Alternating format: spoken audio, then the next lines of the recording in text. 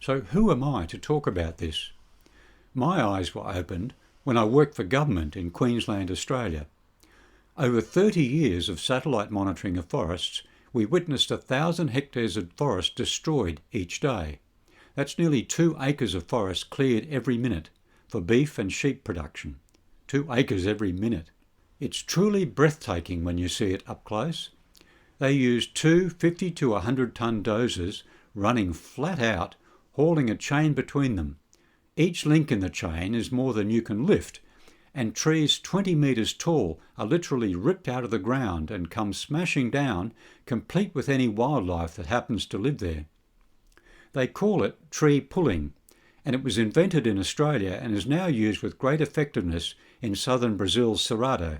And recently, reports on the state of the Great Barrier Reef greatly upset me. In the 1970s, I worked on parts of the reef. We were mapping it for World Heritage listing. But I was brought to tears because we've just seen another massive bleaching or dying event in 2020, the third in the last 5 years. It's a tragedy. So sad to lose what was once an astonishing wonderland of life and colour. The reef was truly extraordinary, and now more than half of it is dead. When I left government, I helped write the Beyond Zero Emissions Land Use Plan to bring Australian land emissions to zero.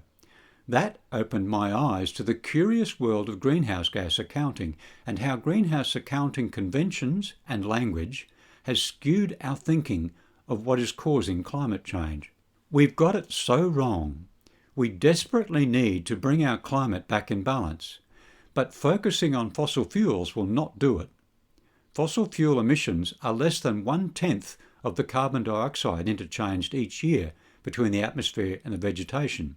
So a small change in vegetation can have a transformative impact on climate.